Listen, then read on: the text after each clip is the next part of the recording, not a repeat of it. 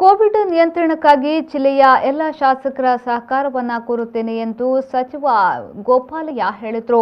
ಅವರು ಅರಕಲಗೂಡು ತಾಲೂಕಿನಲ್ಲಿ ಕೋವಿಡ್ ಸಂಬಂಧ ಸಭೆಯ ಬಳಿಕ ಮಾಧ್ಯಮದೊಂದಿಗೆ ಮಾತನಾಡಿದರು. ಜಿಲ್ಲೆಯ ಎಲ್ಲ ತಾಲೂಕುಗಳಿಗೂ ಭೇಟಿ ನೀಡಿ ಸಭೆ ನಡೆಸಿ ಅಲ್ಲಿನ ಪರಿಸ್ಥಿತಿಯನ್ನ ತಿಳಿದುಕೊಳ್ಳುತ್ತೇನೆ.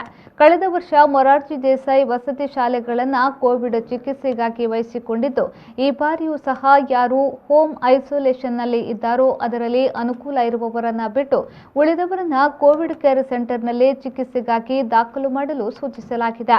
ಒಳ್ಳೆಯ ಊಟ ತಿಂಡಿ ವ್ಯವಸ್ಥೆ ಮಾಡಿ ಅವರುಗಳಿಗೆ ಅಲ್ಲಿಯೇ ಆಕ್ಸಿಜನ್ ವ್ಯವಸ್ಥೆ ಮಾಡಬೇಕು ಹಾಗೂ ವೈದ್ಯರುಗಳು ಪ್ರತಿದಿನ ಕೋವಿಡ್ ಕೇರ್ ಸೆಂಟರ್ಗಳಿಗೆ ಭೇಟಿ ನೀಡಿ ಅವರಿಗೆ ಧೈರ್ಯವನ್ನ ತುಂಬುವ ಕೆಲಸವನ್ನ ಮಾಡಬೇಕು ಎಂದು ಹೇಳಿದರು.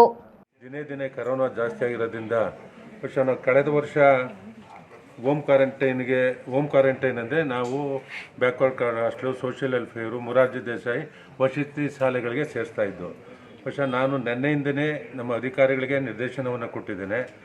ಶಾಸಕರುಗಳಿಗೆ, ಈ ಜಿಲ್ಲೆಯ ಶಾಸಕರುಗಳಿಗೆ ನಾನು ವಿನಂತಿ ಮಾಡ್ಕೊಂಡಿದ್ದೇನೆ, ನೀವು ಸಂಪೂರ್ಣವಾಗಿ ಸಹಕಾರವನ್ನು ಕೊಟ್ಟು ಯಾರೋ ಮನೇಲಿ ಇರೋದಕ್ಕೆ ಸಾಧ್ಯ, ಅವ್ರು 2 ಬೆಡ್ರೂಮು 3 ಬೆಡ್ರೂಮ್ ಇದ್ದು ಬಾತ್ರೂಮ್ ಇದೆ ಅವ್ರು ಮಾತ್ರ ಮನೇಲಿ ಉಳಿದಿರ್ತಕ್ಕಂಥವ್ರು ಎಲ್ಲ ಹಾಸ್ಟೆಲ್ಗಳಿಗೆ ಕರ್ಕೊಂಡು ಹೋಗ್ಬೇಕು, ಒಳ್ಳೆ ಊಟ ಕೊಡಬೇಕು, ಅಲ್ಲಿ ಡಾಕ್ಟ್ರ್ ಹೋಗಬೇಕು, ಅವ್ರಿಗೇನು ಟ್ಯಾಬ್ಲೆಟ್ಸ್ ಬೇಕೋ ಟ್ಯಾಬ್ಲೆಟ್ಸ್ ಕೊಡಬೇಕು, ಧೈರ್ಯವನ್ನು ಹೇಳಬೇಕು.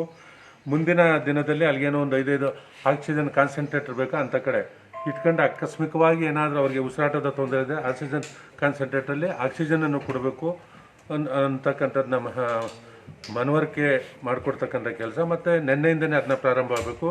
ಪ್ರತಿ ತಾಲೂಕಿನಲ್ಲಿ ಇವತ್ತಿಂದನೇ ಒಂದು 100 ಜನ ಯಾರು ಹೋಮ್ ಕ್ವಾರಂಟೈನಲ್ಲಿದ್ದಾರೆ, ಹಳ್ಳಿಗಳ ಕಡೆ ಒಂದು ಕಡೆ ಸೇರ್ಕೊಂತಾರೆ, ಆ ಥರ ಸೇರಕ್ಕೆ ಬಿಡ್ದ ಹೋಮ್ ಕ್ವಾರಂಟೈನು ಮನೇಲಿ ಬೇಡ, ಅದು ಹಾಸ್ಟೆಲ್ಗಳಲ್ಲಿ ಮಾಡಬೇಕು. ಮತ್ತು ಒಳ್ಳೆ ಗುಣಮಟ್ಟದ ಆಹಾರವನ್ನು ಕೊಡಬೇಕು. ಮೆಡಿಷನ್ಗೇನು ಹೆಚ್ಚು ಕಡಿಮೆ ಆಗದ ರೀತಿ ನಾವೇನು ಮೊನ್ನೆ ಸಭೆಯಲ್ಲಿ ಮಾತು ಕೊಟ್ಟಿದ್ದು, ಪ್ರತಿ ತಾಲೂಕಿನಲ್ಲಿ ಇದನ್ನು ಚೆಕಪ್ ಮಾಡಿ ಅವ್ರಿಗೆ ಅವಶ್ಯಕತೆ ಇದೆ ಅಲ್ಲಿ ತಕ್ಷಣ ಟ್ಯಾಬ್ಲೆಟ್ನ ಮೆಡಿಷನ್ನ ತರಿಸ್ಕೊಡ್ತಕ್ಕಂಥದ್ದು.